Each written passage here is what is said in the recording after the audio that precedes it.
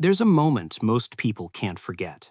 Not the breakup, not the funeral, not the goodbye at the airport, but the moment after, when you're standing in your kitchen, holding a cup of coffee that's gone cold, and you realize something has shifted inside you.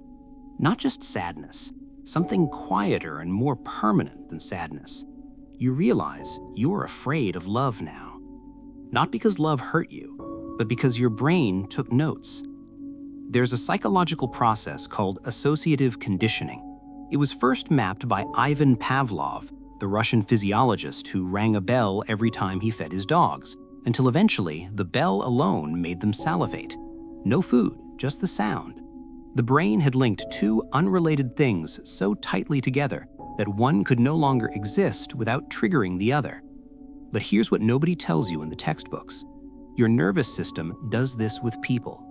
Every time someone loved you and then left, every time tenderness was followed by tension, closeness was followed by coldness, or warmth was followed by withdrawal, your brain did exactly what Pavlov's dogs did. It took two separate experiences and fused them into one emotional expectation. Love became the bell, and loss became the salivation. Your brain stopped experiencing them as two separate events. It began treating them as a sequence, a package deal, a before and after that always arrived together.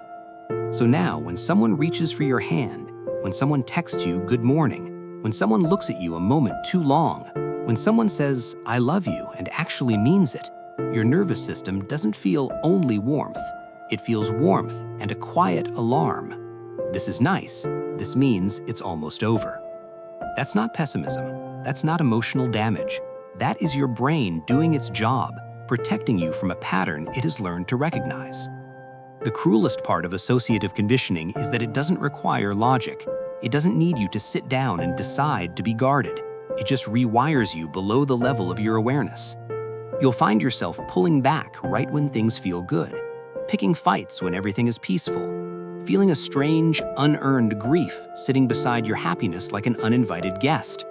You'll wonder why you can't just receive love without bracing for impact. The answer is this: you have been conditioned, not by one person, not even by one heartbreak, but by the accumulation of moments where love arrived and loss followed. And over time, your brain stopped distinguishing which came first. It decided they were the same thing, wearing different faces. But here's what neuroscience is beginning to understand, and what you need to sit with today. Conditioning can be reversed, not erased, not pretended away, but genuinely, slowly, molecularly changed. It's called extinction in behavioral psychology, but extinction doesn't mean destruction. It means that when the bell rings enough times without the loss following, the brain begins to loosen the association. It begins cautiously, skeptically, to let them be separate again.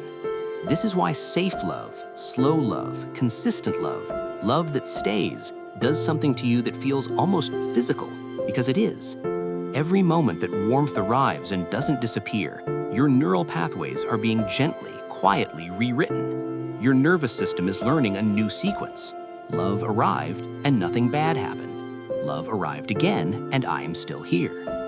Your brain is not broken. It learned exactly what it was taught.